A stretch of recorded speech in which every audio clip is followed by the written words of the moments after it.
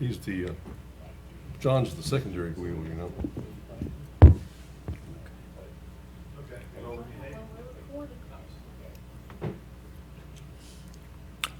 Well, the big clock on the wall says 6 o'clock. Our chairman has not shown yet. We haven't heard that he is not coming, but we'll go ahead and get started with the meeting. We do have a quorum, as brief and as small as it is, but it's enough for our meeting.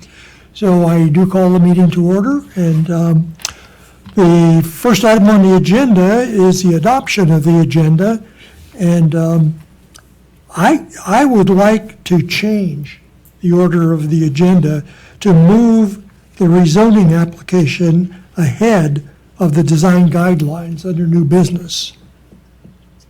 So moved. Have any problems with that? I move to do so. Second, all in favor? Okay. Old business. We have the minutes from the last meeting. What is your pleasure?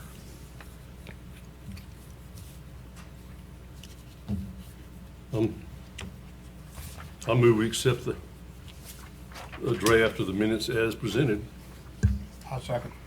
It's been moved and seconded that we approve the minutes of the meeting as presented. All in favor? So moved. Okay. All right. So the first item then will be the rezoning application. Ron?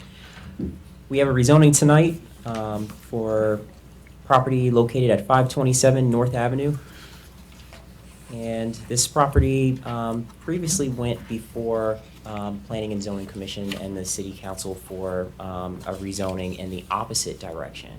It was previously a single-family R20 zoning district that was changed to office institutional. And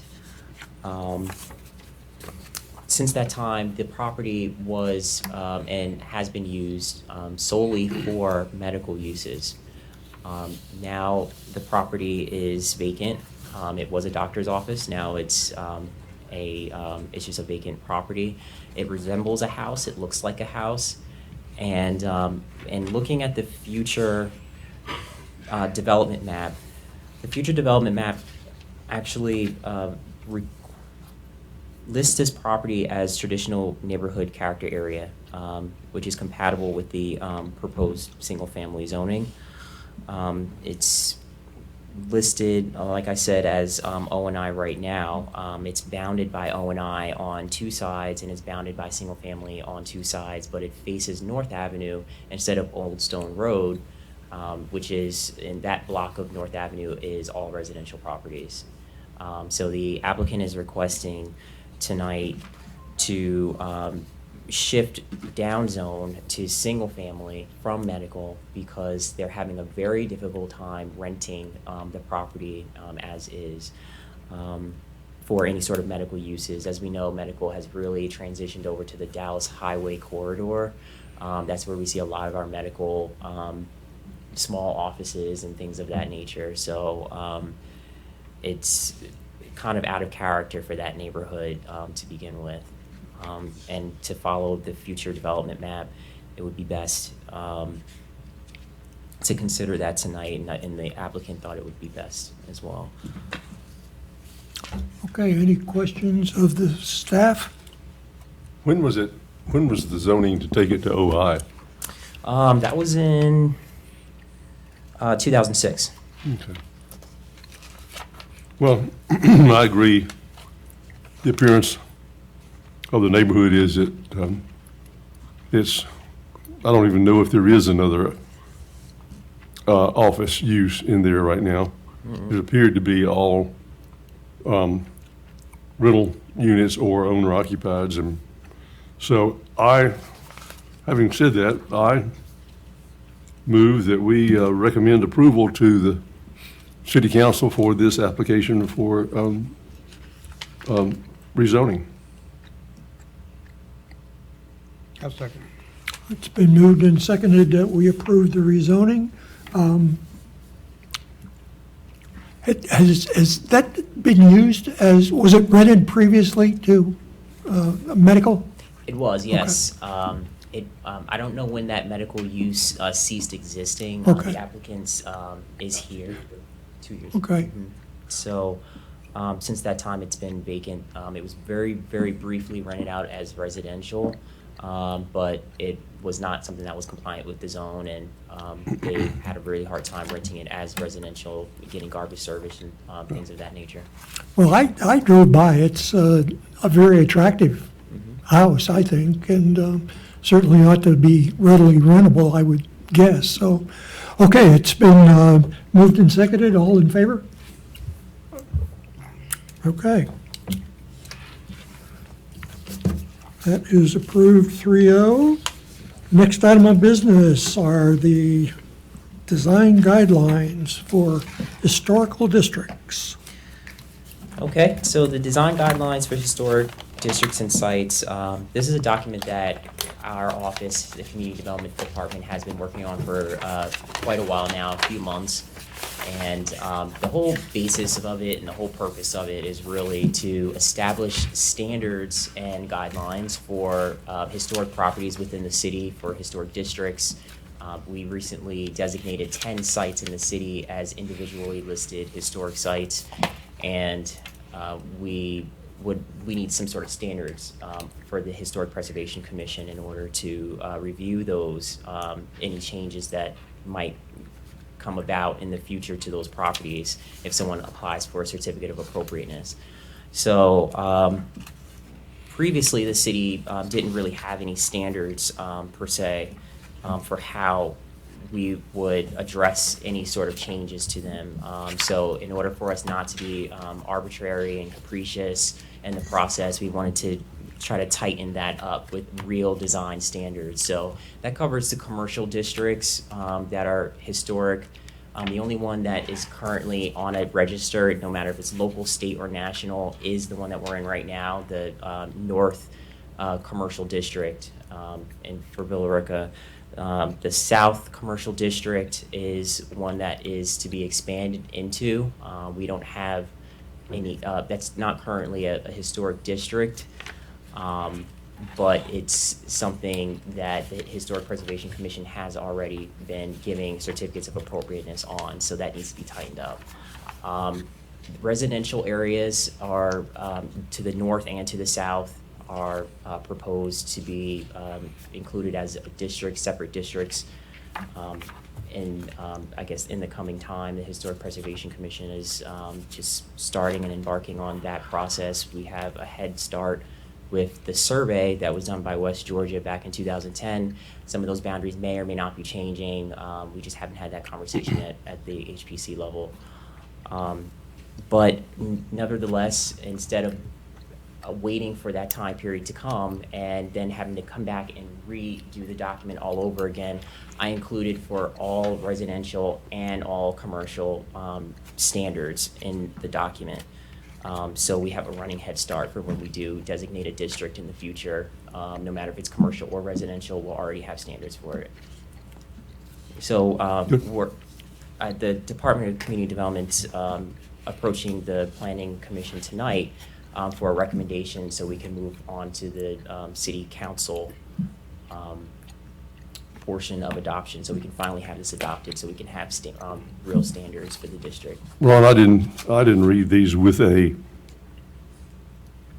didn't have my editorial hat on. I read them for content and to get through the 86 pages, Yeah. And then plus, my good friend over here suggested that I read the state guidelines for boards and things like this, and so I did those too. So I've about gone cross-eyed. But unless you have some really high points that need to be brought out, I'm ready to recommend it to the city council. I have a lot of questions, Jump on them then. at least in the document.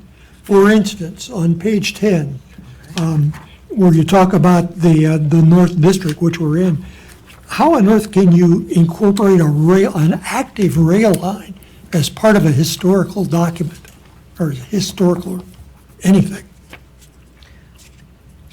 It actually stops at Main Street there, the center line of Main Street. It's not, with this map, it's hard to actually see where that railroad is. Well, but your document says it comprises the rail line and that's included, and it just seems strange. So you may want to reword that somehow. Sure, and which paragraph is that, I'm sorry? Just so I can make a mark on it. It's on page 10. It's the second paragraph, the last, next to the last Oh, line. there it is, I see it. It just Thank you. struck me Yeah, that was an error. as strange. Yep, thank you. Then on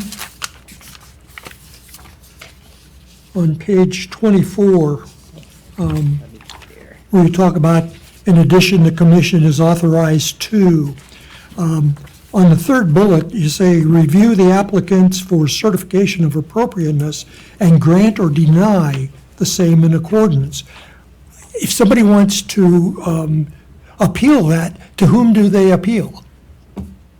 Do you have sole authority over this? And Actually, this entire section was copied directly out of the Historic Preservation Ordinance itself.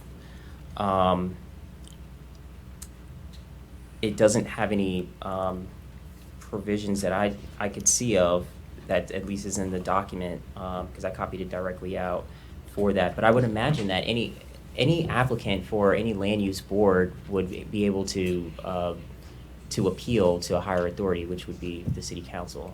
I can add that in there. I just didn't want to edit their historic preservation ordinance.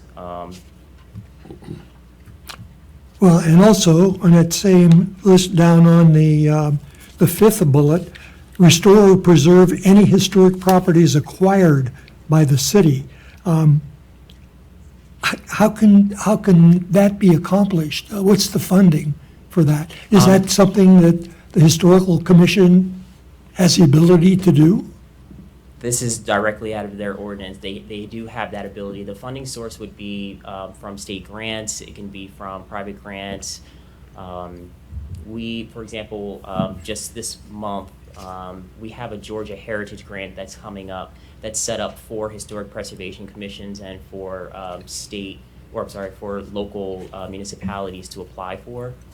And it looks like based off of Villa Rica's ordinance, they delineate those powers to apply and to preserve buildings to the Historic Preservation Commission.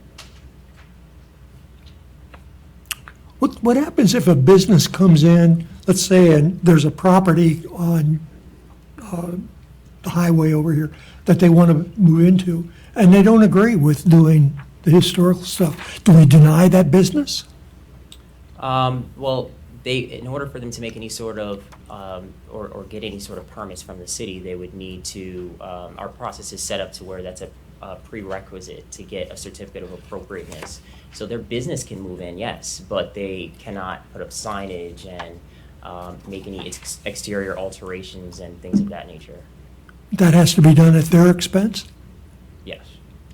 And if they don't agree with doing that, They have to, in order for them to get new signage and things, that's something that they would have to do anyway. They'd have to spend the money to get the signage. So in order for them to get the signage, it has to be a certain, just as the document indicates, it would have to be a certain colors for signage and, a certain look. all right. Mhm.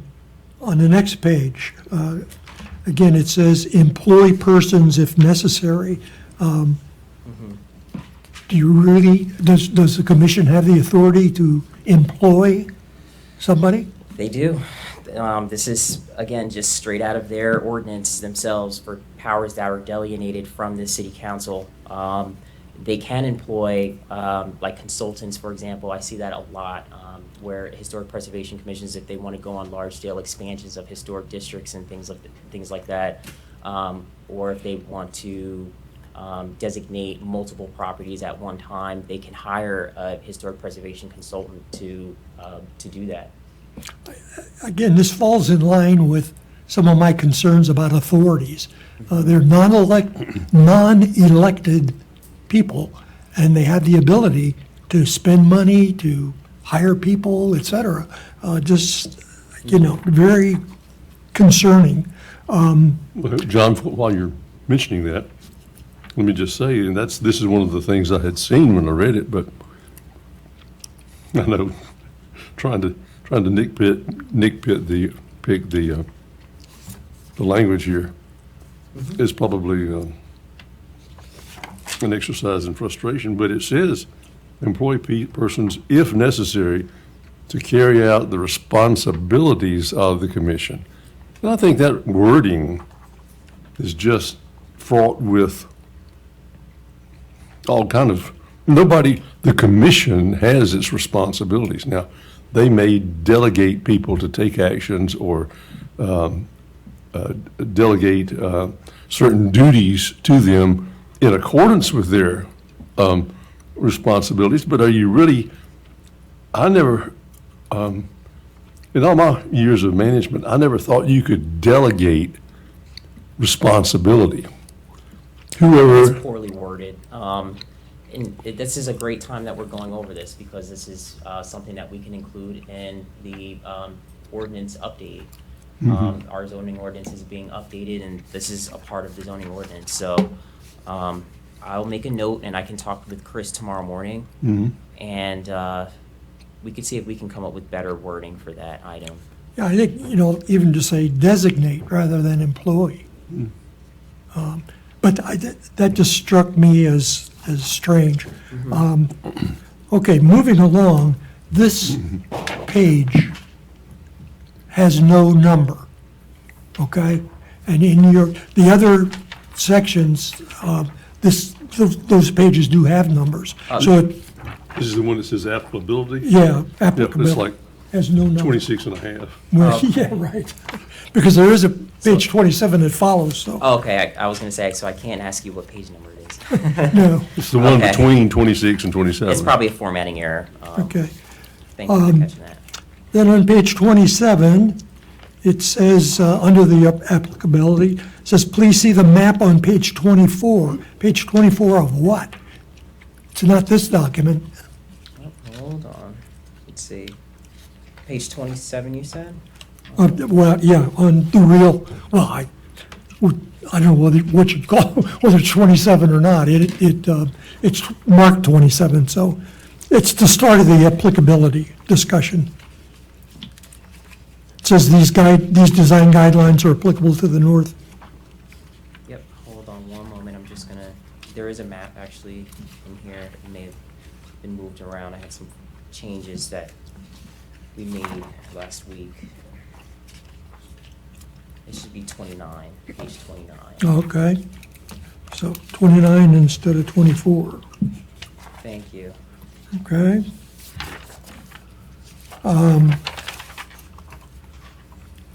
On page 28, that lists the sites that council just approved. It just seems to me that those individually listed sites are out of order. You're flowing along with this, document about applicability, and then all of a sudden, you list a bunch of approved individual sites. I don't know, that should be a section C in the document, perhaps? If I can just actually pause for a moment to show you the formatting. If you look on page 27, there were individually Yeah, listed historic right. property guidelines. Yeah. And then, And you're talking about this list here? yeah, but you've got, all I'm saying is, after that, you've got A, and then B, and just call that C or something, because it just looks weird, Okay. the way it's listed. Then the map on page 29, the city has got to get straight on what this road is called. It's called Highway 78, it's called Veterans Highway, it's called Bankhead Highway. I wish we'd get that straight. The map shows it as Bankhead. That's a nit, but, I just don't know what should I just call it Highway? it's Veterans Highway. That's what we approved. Or US 78. Well, whatever. Okay, my next concern on page 46, the sign guidelines, are these, I assume these are consistent with the sign ordinance that we just approved? Sorry, I was just thinking.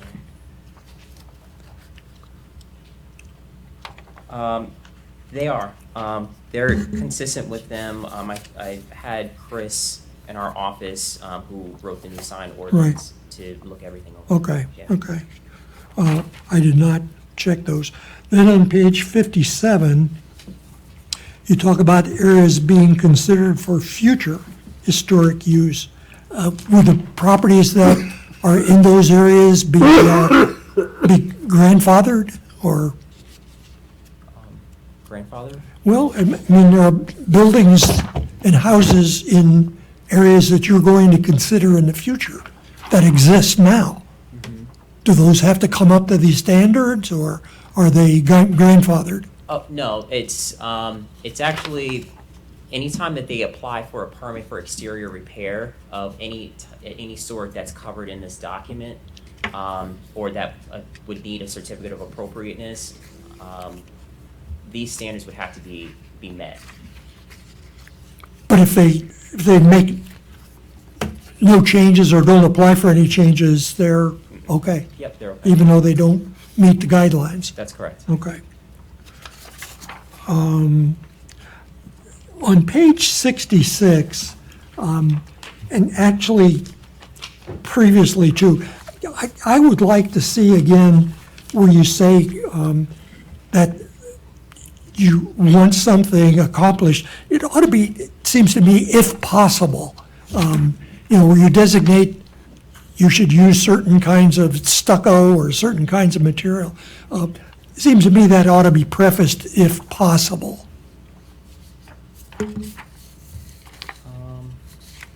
What page was that?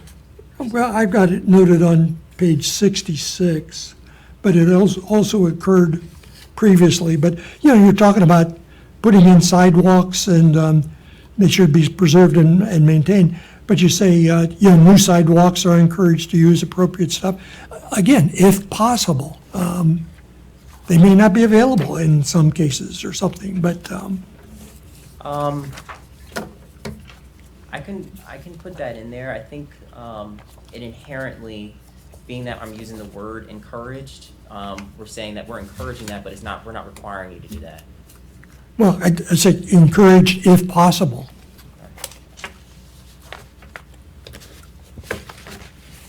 Well, those are my thoughts in reading the document. A lot of work went into this, I appreciate that. Yeah, And thank so, does anybody else have any comments or questions? If not, I'll entertain a motion to approve these or change or whatever. So, I make a motion to approve them with the changes that you instructed him to do. okay. Second. Been moved and seconded that we approve with suggested changes. All in favor? Excuse me. Okay.